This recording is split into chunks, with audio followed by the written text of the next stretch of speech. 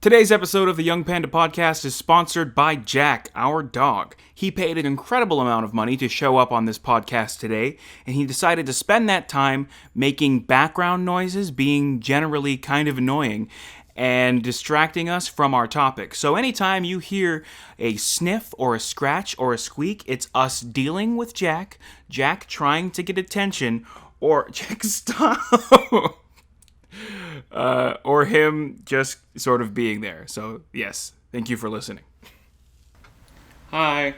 Hello. Welcome to the first official Young Panda Spacecast. So we just finished Midnight Gospel.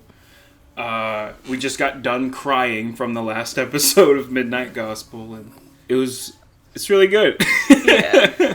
First and foremost, it's very good. The first thing that really grabbed me, and Jared told me that he didn't really like it because of the format, but I think he just wasn't expecting it. I think it's kind of brilliant to have these podcasts be sort of elevated and structured into a different medium. It's really interesting and cool and pretty innovative to do this kind of storytelling where the real narrative and story of the content is in the background, and it kind of reflects what is being discussed in a pure conversation format. I find it really fascinating, the decision to do that, and then I think at times it really paid off. I think my favorite episodes are the first and last one. Yeah. And you kind of get this. It's cool visuals with something that typically ties to what they're talking about, and it's just really cool to see a medium be used in that way, because dialogue and storytelling is good, but there's something special about a conversation between two interesting people. Mm-hmm. And Duncan Trussell and his interview subjects just have a great back and forth that Duncan really knows how to get these really interesting people to talk about whatever it is they're well known for discussing, and the topics that they choose to discuss are all stuff I'm super fascinated in. And I think I really, at the end of it, I think towards the middle I was kind of like, it's cool, it's a little gimmicky, but I just want to get to the conversations. And by the end I was like, this was a really, especially that last episode, it takes everything that's beautiful about that conversation and turns it into something even more powerful. Well, and I feel like also I kind of feel like the whole season was building up for that last episode that was obviously previously recorded. Yeah. Probably before it all started. I don't know. Yeah. But I think, like what you said, in the middle, it kind of died down a little bit. I just didn't feel like the conversations were as fruitful, especially in the episode before the last one. I don't remember what number that was, but yeah, that one it was just a little weird. 7, yeah, 6 and 7 were both kind of just off. It was almost like they didn't have the subject matter, the guest factor to bring in. There was one with David something where it was a 2-minute conversation about meditation around this whole other plot, and they had been building up to it, but I think it almost sets it up in a way that you aren't really taking in too much of the visuals. It's kind of just gags and weird stuff happening, but they were setting up kind of a story, an overarching story that did pay off in the end. It was interesting, but I think that last episode where he's interviewing his mom, when they cut back to the overarching story, I was like, who gives a fuck at this point? Yeah. I'm sobbing. Yeah. We were on the couch crying together watching that conversation go down. And that's when it shines the most, is when the conversation is being brought to life. Yeah. But I think that's kind of the whole idea behind it is it's almost like they're trying to bring the deepness that you get out of podcasts back into television. Yeah. they're giving you a reason to sit down as a family and watch this show that actually has substance. Maybe to not it. as a family. Well, We want to bring the kids in. Yeah. There's a lot of tit sucking. Yeah.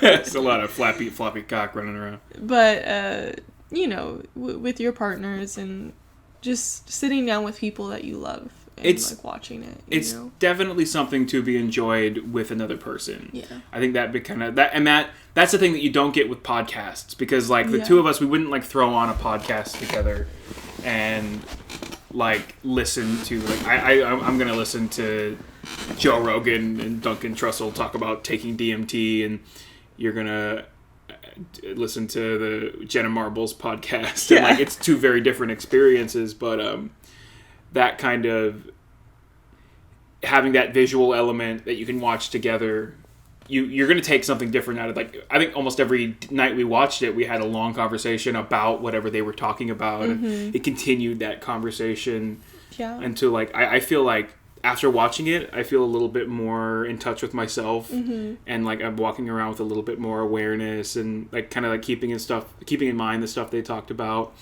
I feel like it was a very healthy experience and watch, and such great like day-to-day life advice about staying present and mindfulness, and not just like telling you, oh, it's good, but like really getting into why you should even give a shit about it. I think I wasn't necessarily as connected to it in that way, just because I am more content with my presence in this world, in like a myself kind of sense. I think that's why I immediately had a crush on you. Yeah, was like I'm very lost. I think I'm doomed to be eternally lost, and I felt like when I was talking to you, I felt like you were really just there, just all there, fully present. You don't need...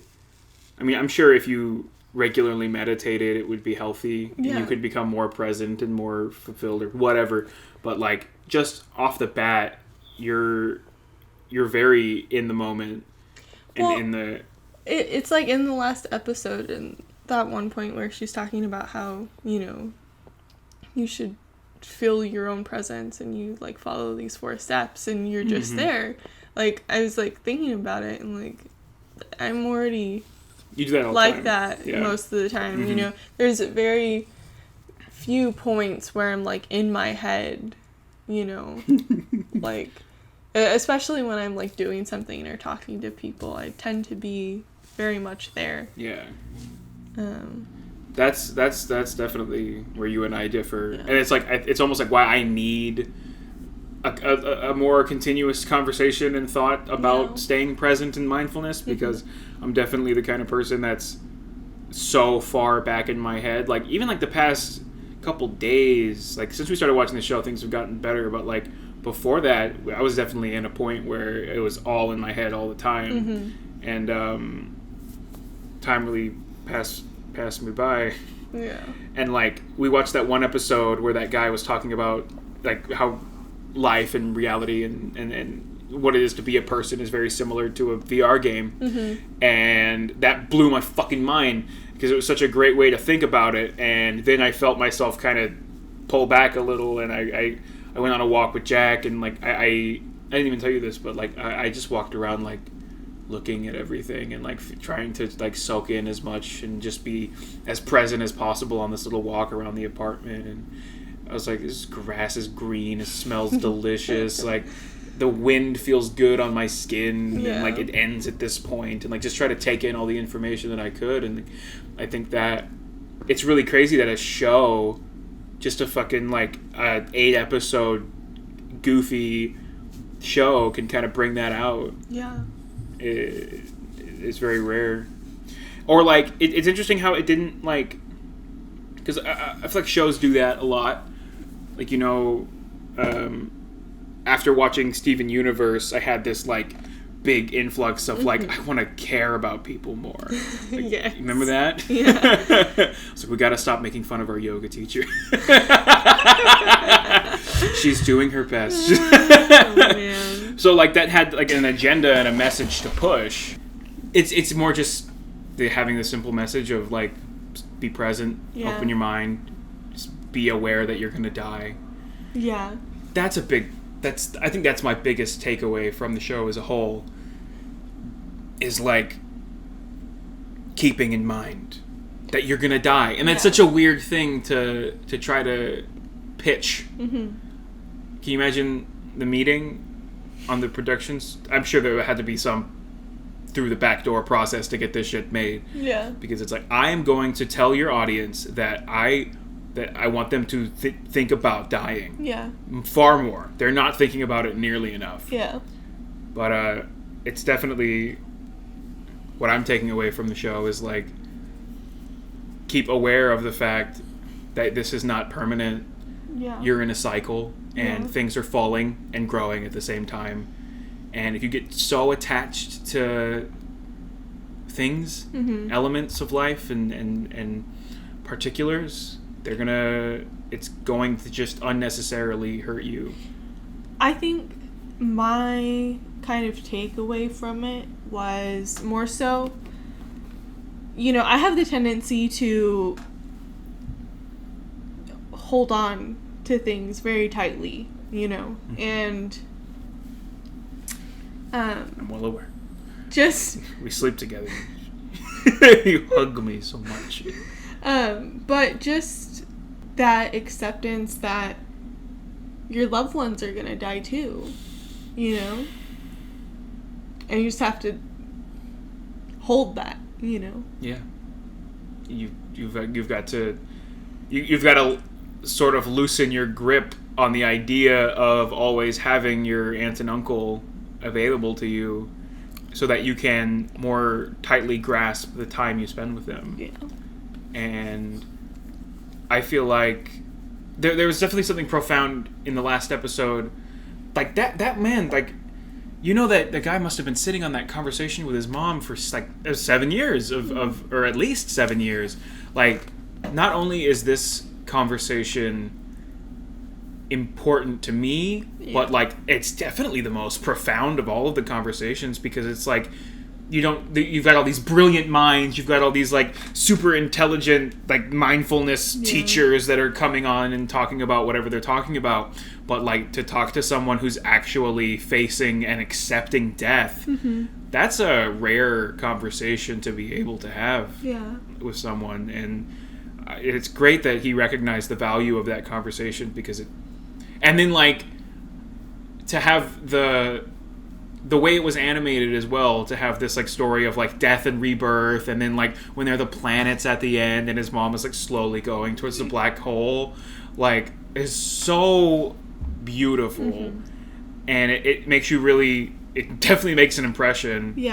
When what really got me, when she's like, and we're all gonna have to deal with that suffering. And he's like, well, what do you do? What do you do about that misery? And she's like, you cry. Me too. I was like, whoa! I'm like crying right now, just like thinking about it. And it's hard to I think it's so hard to face the fact that you want that it's so hard to face the fact that the ones that you love and want to stay in your life are going to die, that you push yourself away from them in order to not feel it. And I don't know if we've been talking about moving away. And like that was, I thought, like, how the fuck am I supposed to move away from my family? Like, it would be the ultimate rejection of like trying to spend a life with them, and they're difficult. And like, if we had to move, I could, but like, there's nothing better in life than real love. So why choose that over a Jack? I'm trying to be profound. He is too. Trying to give you love. See that Jack didn't need a podcast to teach him any of that. No, he just loves. Just loves, and I'd like a snack. entire boy. That's why dogs are so great. Yeah. They've got they that's why we love dogs in a way that, like, we really, really, really, really like cats as a species. A lot of people love cats. Yeah. But, like, the love for dogs in, like, the consensus of human beings is incredibly strong. Yeah. I think it's because we kind of admire them because they do everything that they do everything. They don't do anything that we do that hurts ourselves. Yeah. But I think also, just side note, I feel like anyone who doesn't like cats has never had a cat, like a personal experience with a cat, you know, that was, like, nice and kind. Because I feel like cats themselves are profound, you know? Yeah. Like, They're very sensitive. Yeah. Jack, like, we'll be sad or crying, and, like, he'll come snuggle up with us and give us a couple of kisses, but you can tell what's wrong? It's short-lived. Yeah. He's like, okay, you okay? Is this going to get in the way of snack time? Yeah. And, like, I remember Hershey, who was my cat for 16 years. He's still your kid. Yeah. Oh, fuck! But,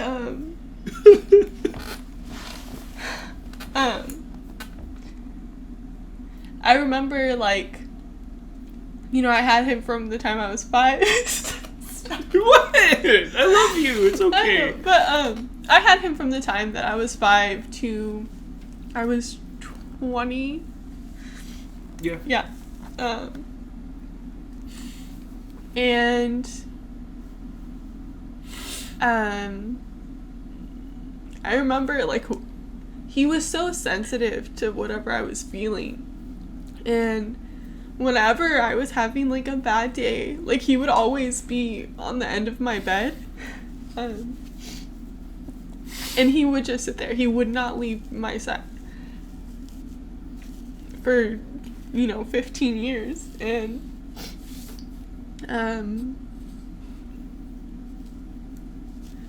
having that support from this creature that, like, you can't communicate with, but just knowing that they're always there and they will always love you, like, unconditionally, is so special, and I remember right before he died, I had just gotten back home from work, and I remember he, like, ran over to me, and I think he just so desperately wanted to spend his last minutes on Earth with me, know? It's a lot of wisdom from a creature we consider to be below us. Yeah. But it just, the way he looked at me in those moments was so... Because he was sitting with me, and then right before it happened, he got down on the floor, and he was just sitting there staring at me. I was like, what's wrong? Like, what are you doing?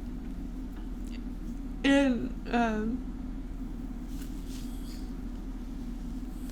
he was just, staring at me. Just, you could tell how much I could tell. Especially now, like, looking back on it, that, that was him saying goodbye, that he loved me. And kind of getting that last moment in. I'm sure he knew how hard it would be on you, too. Yeah. Try to give you a good transition. What is he doing? He's being dumb. He doesn't get the whole laying down thing. He's, your legs are too far apart. Stop.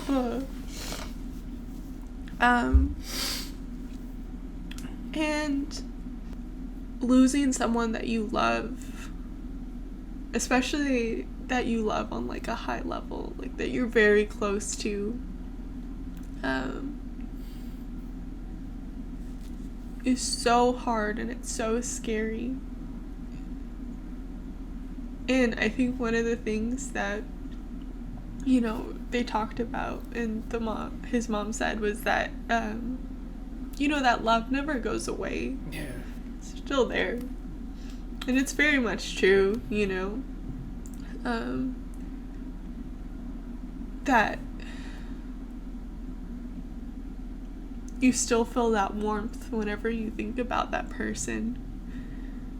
And I think that's important to keep in mind, and it's gonna be hard.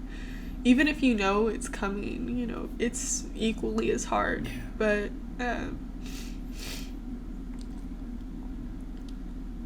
I think that's a big part of what helps, is just keeping that warmth with you. Jack did a weird thing yesterday. I was just on the computer and he starts I think he woke up from a nightmare and he was doing his panic breaths, and I'd never seen him do them like this before. Yeah. It was it was very rhythmic. Yeah. And I got very scared. Yeah. And I went over there and hugged him, and I thought about, realistically, he doesn't have 40 years left. Yeah. It made me sad to think about. Yeah. Jack is 7. He's a Jack Russell Terrier, so we're looking at probably 7 more years. If we're lucky. He was an outside dog for quite some time. And he is a living, breathing panic attack. Yes. So he's so nervous. If his little heart gives out, I'm gonna be crying. But in regards to Jack, we do the best we can to keep his stress levels down at this point. And at this point, he's much less anxious than he was a year ago. Yeah. But it's just gonna be what it is, and we just have to appreciate him and love him while he's here. Yeah. And that's definitely what the show is saying. They're gonna die. Yeah. You're gonna die, but whatever. Yeah. You're not gonna notice when you die. Yeah, you'll be dead. You'll be dead. Yeah. You'll be in the next steps, or whatever happens after you die, you'll be in you'll be in that. You'll not be here sad about it. But when your family dies, you'll be there. Yeah. Sad. Mm-hmm. And there's certain people, and I think there was even people on the show. Yeah. That talked about death as if it wasn't something to cry over. Yeah. And that it was something oh, it's this beautiful natural process, blah, blah, blah, and try to cheer yourself up about it somehow. Mm-hmm. And I love that the perspective of the mom at the end was no, just you're gonna be fucking sad. Yeah. And just be sad because that's what you're supposed to do. And that's the only way that you heal from it. That's the only way you can heal from it. Yeah. You ever meet someone that has completely buried a trauma or something terrible? They become shells of them former selves because they have to keep so much of themselves locked away and buried out of fear of that pain. Yeah. They bury it in alcohol or any type of way to drown out bad feelings. And it's a worse life than a sad life is a life where you're not there. Yeah. It got me thinking about not the abstract concept the people I love are gonna die. Yeah. My mom is gonna die. Mm-hmm. Angela's gonna die. Yeah. My grandma and my uncle and all of them are going to be dead. Yeah. And the older people, it's gonna happen soon. Mm-hmm. I don't know how much longer my parents have. Really, they're younger. I mean, Angela's younger. Yeah. But there's a good chance she's not much younger than me to the point where I could say I'm not sure which one of us is going to die first. Yeah. So there'll be a point where one of us is going to be heavily mourning the other, and to think that my sister won't be in a room goofing off around the world somewhere is like so hard to even wrap my head around. That I think that's why a lot of religions, like, they teach a process of like really spending time with the dead body. Yeah. Like in some form, whether it be awake or like a lot of cultures, elephants do that too. Yeah. Where it's like they're aware you have to be there for a minute. Yeah. And you have to like really see and understand that that person is gone, or you will miss them as if they're somewhere that's accessible to you. Yeah. Yeah. There was the one before the mom one was the lady talking about like the death industry, like the embalming process and the idea that a rotting corpse is going to immediately to ruin the whole room. Yeah. I got thinking, like, when's the last time like you were in a room with a cheeseburger and you were like, oh my god, don't look at it, don't touch it. Like, yeah. Even if it's rotten to the point where you can't eat it, you could still probably pick it up and throw it away with your hands. But I think it's, and I'm sure that this does come partially from like the years of like that idea being fed to us. But there's something incredibly sad, at least for me, thinking about like one of my loved ones dying and like holding their hand and it still being warm, but them not being there. Yeah. And I think that's what that one lady was trying to say, is like that idea is so scary to us. Yeah. But like at the end, like to be there through that entire process, it's probably so much better for you psychologically. Yeah. To like really be with them and there through their last moments. Like I wasn't there when my grandma died, but my sister was, and she explains it as like very strange, in and out, kind of panic, talking to people that aren't there, like that process as being really alarming. Yeah. But I do feel that if you quizzed me and my sister on a psychology test to see who's more emotionally healthy concerning the death of their grandmother, I'm sure it's her. I don't know. I think it might be something that changes person to person. Because, like, when my grandma passed away, I was not there for it. And I feel like I handled it fairly well. Yeah. Versus, like, when Hershey died, which, yes, is a pet, but, was someone who was very close to my heart. That was heartbreaking. To the point where I could barely, like, function. Yeah. For months. And I was there the whole time, Yeah. I held him the whole time, Yeah. I think also that might have something to do with, like, you realized how much he did for you, and without that, your life got a little harder, because that was before you were moved out, and all of the stress of life, you didn't have an outlet, so that mourning was buried on top of a lot of other stressors. Yeah. And might have compacted it, but like I mean maybe death should be heartbreaking. Yeah. Well, but death is heartbreaking regardless, but I think my like recovery period with my grandma was a lot quicker. Yeah, but you lost your closest, bestest friend for your whole life. Yeah. Like, if I lost you, for example, it'd probably take me a bit to kind of get back on the horse there. Yeah. And, you can say, well, it's a pet. Yeah. It's an animal. You can't have a fuck that. Yeah. Fuck that shit. You ever seen a movie with a dog and a guy? Like, that's the Yeah. closest bond you've ever seen in your life. Like, and you and Hershey, he was there for you for so long. Yeah, like I didn't even remember my life before I had him because I was 4, you know. And he was always a point of positivity. Yeah. So you lost that safety net. Yeah. And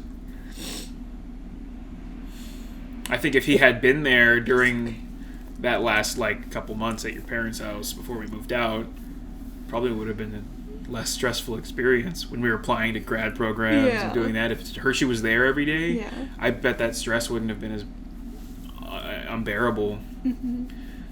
I've never lost anyone that I feel as close to as you and Hershey were. Yeah.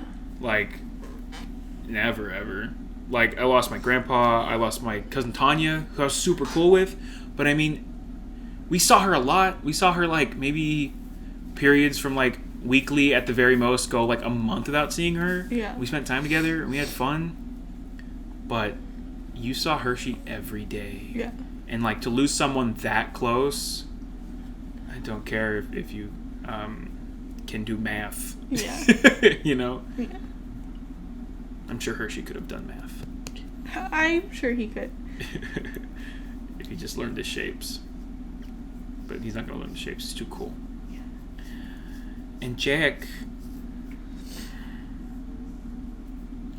Jack's too dumb. Jack, you're so dumb.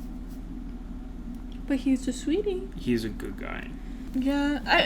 I think so much of it is accepting that death is going to happen, you know? Yeah.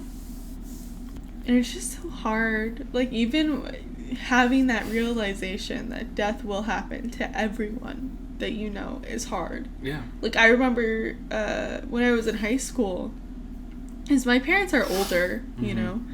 And I remember in high school, like, that first time that I looked at them and realized that they were, like, old now. Yeah. And I was like, oh my god. Like, they're gonna die, you know? And I remember just thinking, like, I remember crying for, like, a week. Just with that idea, like, struggling with it, you know? It's a tough one. I think I had a bit of that feeling last time we visited my mom. Yeah. Because, like, I think whenever you don't see someone for a while and then you see them, like, time takes a toll and changes everyone a little bit. And, like, to see, like, my brother and my mom and Angela always looks the same. But she's 20. She's not gonna look different until she's 25. But to see them and seeing, like, oh wow, age has kind of taken on them a little bit is like that. It was a big moment of, so I've started my own life now, and I've sort of separated from them, and time is passing, and I didn't make the death connection at that point, but watching Midnight Gospel, I did. Yeah. Yeah. It's difficult to try to walk around with that knowledge in your head. Yeah. With, like, trying to kind of take a step back and appreciate that everything is going to fall apart eventually. Yeah. It can give you a bigger appreciation for everything that you have. It's also exhausting. Yeah. I think I've been using this cop-out, this ideological cop-out to, like, not try as hard in that regard. Yeah. And that it's like you don't get to take your memories with you. So, like, who cares if I live a life of less spiritual awareness? Yeah. You know? If my spirit continues, like, am I poisoning something as holy as a spirit? Do I even have the power to do that, or am I just poisoning my mind and body? And I'm cool with that, I guess. But yeah. I think when you come out of that haze of, like, when you spend so much time just kind of getting through the days, and then you get home and you turn your brain off, and then you wake up and go back into the same process. You do that for a while, and some time has passed, and you realize, like, oh fuck, like I haven't been, like, aware for a bit.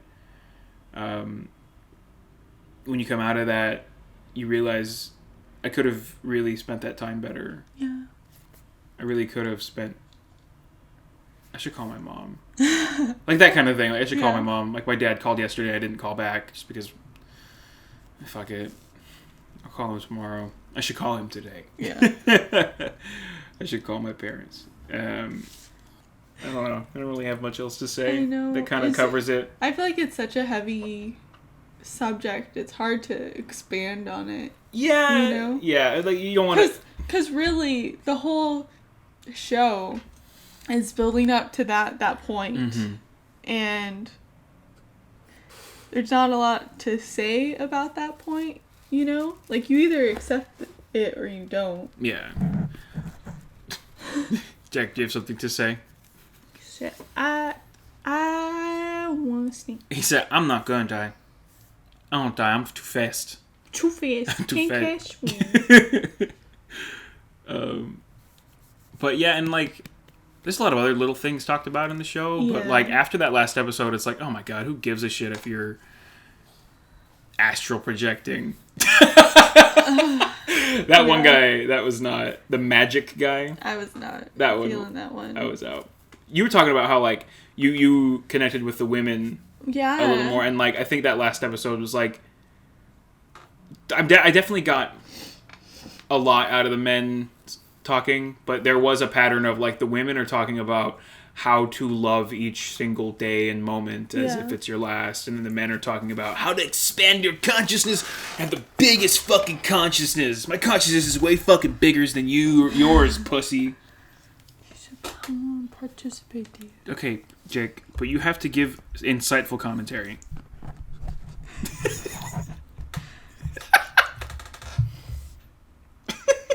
So you guys are talking, I want to talk too. I think that's something about the show that I also liked. Is how raunchy it was. Yeah. Like it felt very. We're gonna touch on these like really crazy elements of life, but like there's so much like that's like sexual and violent about it as well. But I don't know if it was necessarily like I don't know that there was any thought put behind it. I think that's just how he is. Yeah, you know? For sure. And he was just being himself and talking about this stuff. Mm-hmm. So, like, of course it's going to come across as that because, like, that's how he was talking with these people. Yeah, you know? with his own mom. He was saying... Well, she said some stuff, too, yeah. that I was like, wow, what a cool mom. No wonder he's like that. Yeah. That's a very cool mom. I was thinking about, I should put my mom on the podcast. Yeah. But I was like, you know what? I don't know if that'd go the same way. We don't have... Whatever. It just wouldn't be as... I mean, I don't know. You could have your dad on one. That'd be fun. Yeah, that would be fun. Next time when we go up there. Yeah. Just throw the microphone out there. Talk about a book on how to improve your life. What was it like when I was a baby? That was the best part of the episode. Like, not the best, but that was like one of the parts I enjoyed the most. When it first started up and like he was like, "Mom!" Like immediately I felt like my tear ducts start up. Yeah. Like, oh fuck, this is gonna be a rough one. Especially because the whole show he talks about how his parents are dead. Yeah. You know, so. I guess I didn't put that together until like the end, because like she called him Duncan. Yeah. And his name throughout the show is Clancy. Yeah.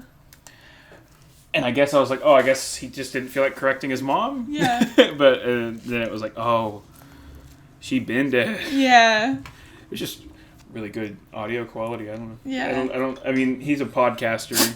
He's been coming on Joe Rogan for like 4 years. Yeah. I think he probably did just interview her. Just have that. And then he came up with this idea and was like, that'll be it. That'll be the grand finale, you know? Yeah. I think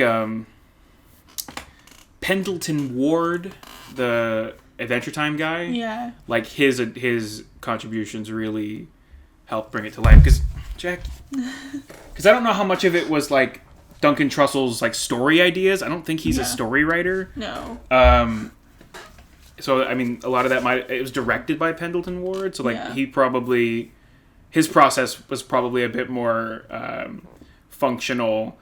Like, okay, how do we bring to life each one of these conversations, and how do we like write it, and like there's this really interesting element of it where there's the story and then there's the conversation, and you can tell the conversation's so natural that they had to go back later and like re-record audio to have it fit. Although I have to say, I feel like the best episodes were the ones with less of that, you know? Yeah, because the conversation's less broken up. Yeah.